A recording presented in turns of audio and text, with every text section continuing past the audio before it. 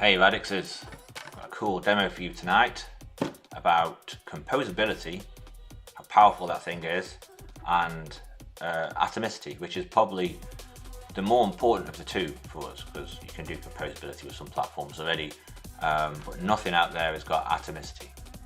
Nothing. If anybody tells you their L1 has it, or they're going to bake it in later, they either don't know what they're talking about, or they're lying to you. So Atomicity is really important because that ensures that in a complex transaction, either everything is committed or nothing is committed. So if something in the middle fails, you're not left with a bunch of loose ends to tidy up, which for a developer would be a nightmare. So it makes the lives of your developers much easier. So I'm going to show some demonstrations of this on a Cassie instance. This is sharded, it's doing atomic composability and all those nice things. And one of the things we're going to do, I've got a really simple blueprint here. So it's just some JavaScript that hooks into the Cassie state machine engine. So it's starting to look a lot like the Radix engine in terms of its primitives and stuff. It's not like for like compatible, but it's got vaults and components and blueprints and buckets and all that stuff. And some more things that I'm playing around with. But this is just a simple blueprint that we're going to deploy and do some things with.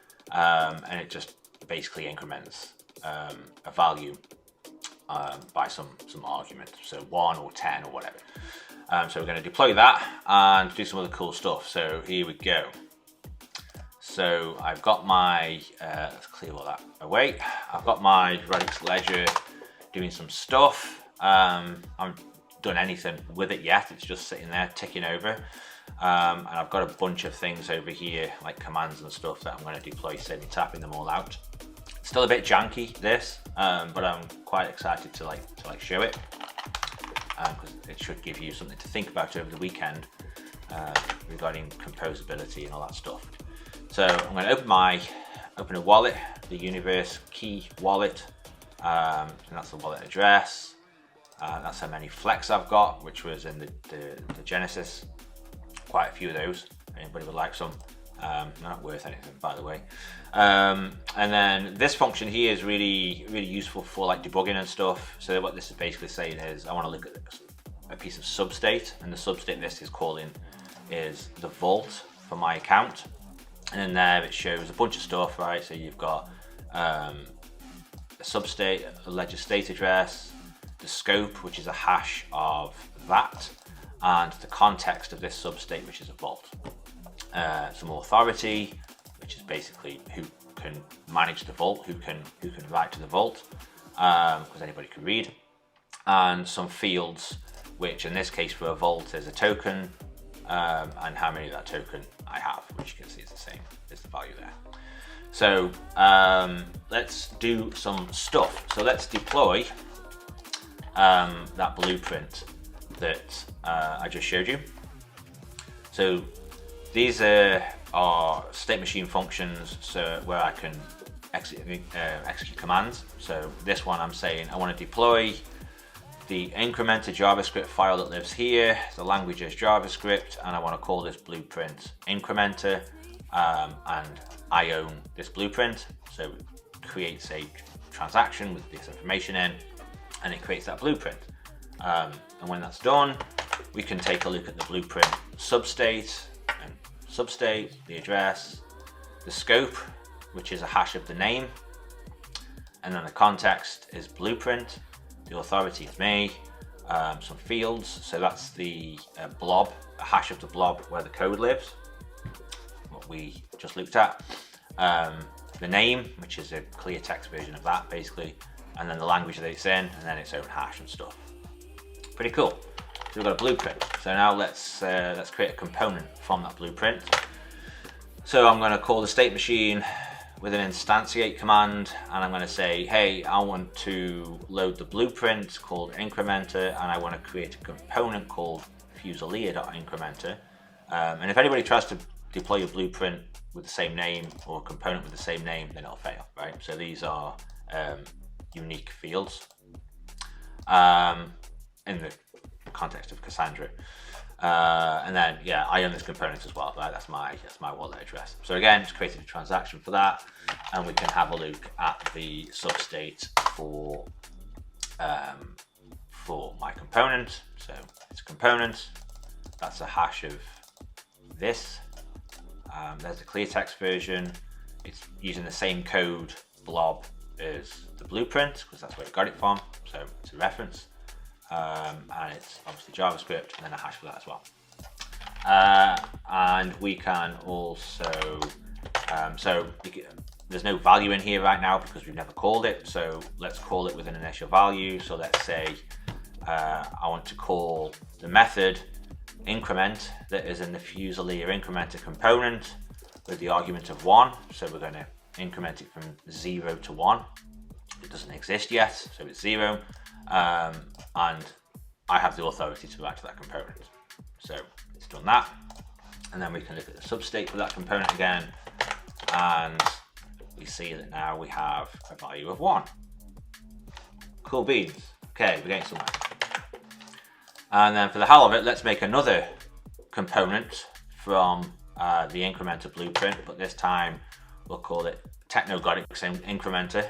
So now we'll have 2 separate independent instantiations of blueprint. They will both have their own substate, and they can obviously increment different times, different values. So we'll look at the Technogodics incrementer, and here we go. So it's uninitialized, it's got a different context, so therefore the scope is different. You can see the hash is different, but most of the stuff is the same. And then the substate hash is also obviously different. Okay, so that's all right. Works pretty well. And a demo. No, I'm joking. It's a bit more, yeah, quite a bit more. So one of the cool things I can do with this command line, which again is quite useful for debugging, is that I can say, hey, instead of just running these one-time commands and creating a transaction just based on that command and signing it and sending it, I actually want to, create more complex stuff, right? So I can say state machine construct, which tells the state machine I want to build a transaction kind of like by hand, right? So, and I can view what's currently in that transaction before I've submitted it by sending an SM view. So I've got an atom, which is some old terminology, but basically it's a transaction. The manifest is nothing in there yet. We haven't done anything, and it's just got nonce and then it's hash. So what we want to do here is we want to say, okay, well, let's send some of those flex tokens that I've got. So let's put into the manifest a call to the token component, which is a native component, and tell it that we want to send some flex, 105,000 of, from my account to my good friend over here. And if we look at the atom now, we can see, oh, there's something in the manifest, right? So these are arguments. So we're going to send some flex, 105,000 of, from there to there. And then there's an instruction here that says this is a method call in the token component, and we want to call the send method. And then for the hell of it, we will increment the Fusilier incrementer as well. So if we have a look now, then we're going to increment it by 1. There it is. And the same we want to call the increment function. And then we sign and submit that with my wallet, and off it goes. And it spits out the atom, but with the signatures in this time, right? They weren't there before, now they are. It's been signed. Cool. And it's been signed by my private key for that address. So now, if we look at my vault, you will see that is now different to this one that is here, right? And I've got all zeros there. And the substate vault for our good friend, well, he now has some flex in there, right? So we can go and get himself a nice coffee or something. So that's pretty cool, but it's not really composability yet. I mean, it is. I mean, we threw the incrementer in there and did something with that, but it's not really doing anything too impressive. Just for clarity and completeness, there you go, the value in here is now 2. We incremented it to 1 before, it's now 2. So both those things have executed at the same time, even though they're probably on different shards and different shard groups, different validator sets, but they're both successful, so they've both been committed at the same moment in time. But let's do something a bit more complex, right? So let's do a new construction and let's create some tokens. So now we're saying, okay, I want to construct an atom like before, and I want to call the native token component, and I want to create a token called DANs with the description only DANs, and I own it. And then I want to mint some DANs as well, and I want to then send those minted DANs to my wallet from the component address. I had to calculate these because, like I say, I'm still heavily in developing this stuff. So yeah, I'd had to kind of pre-calculate that prior. But what it will do in the future is just pick that up from the mint command. So still a work in progress, as these things always are. So now we can see in here that we've got the DANs for creating the token, we've got the mint command, and then we're going to send some of those tokens to our good friend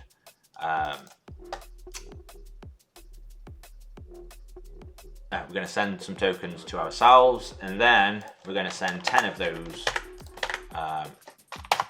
to our good friend that we've been sending stuff to throughout this short demo, right?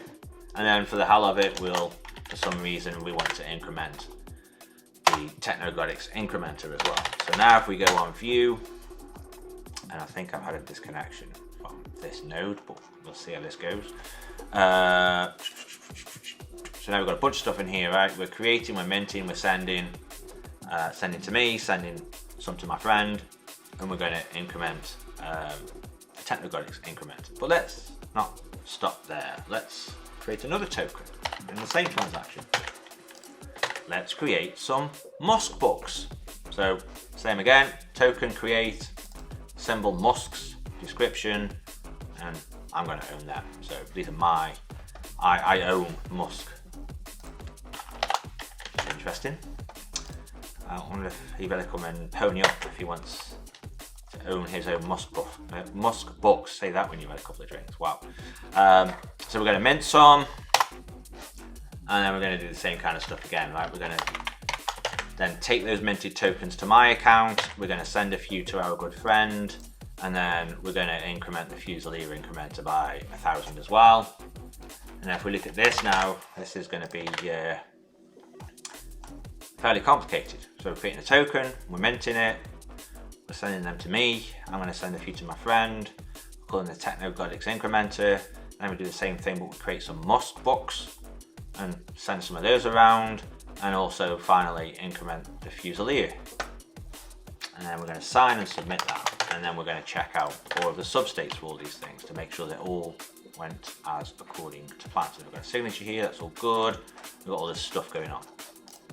So, label now created, and let's have a look at the DANs token substate. So, it's a token, it's the scope, which is the hash of DANs. You can see the symbol in there, the description, we have an icon there as well if we wanted to. We can see that so far there's 1 million circulating supply, which is what we asked for. We can look at some musks as well. We've got some musk books, same thing. Musk book, symbol, supply, 1, 2, 3, 4, 5, 6. If we look at my my vault, now we've got a bunch of stuff in here, right? We've got 123,455 musks, big bag of flex, and just shy of 1 million DANs. And then if we look over here in our friend's vault, we can see, well, he's got 1 musk because we sent him 1. He's got some flex that we sent before, and he's also now got 10 DANs, so he's very happy. If we look at the Fusilier incrementer, that will have incremented to 1,002 because we added 1,000 and it was already on 2. And then if we look at the Technogodics incrementer, then that's now on 10 because we hadn't done anything with it before, even though we'd instantiated it. And that's the demo. I think that's quite a comprehensive, interesting demonstration that gives you some idea around composability and what it means for all these things to be atomic. So hopefully you enjoyed that and you have a good weekend, and I will do another demo of this shortly when I've ironed out some bugs and things. Ciao.